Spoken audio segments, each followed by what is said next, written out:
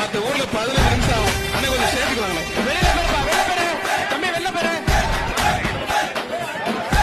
குமாரன் அவர்களுக்கு மனமார்ந்த நெஞ்சார்ந்த நன்றி. கிராமத்து சார்பாக சிறப்பு ரொக்க பரிசும் மகளிர் கணேச சிறப்பு சிறப்பாக கௌரவிக்கப்படுகிறது.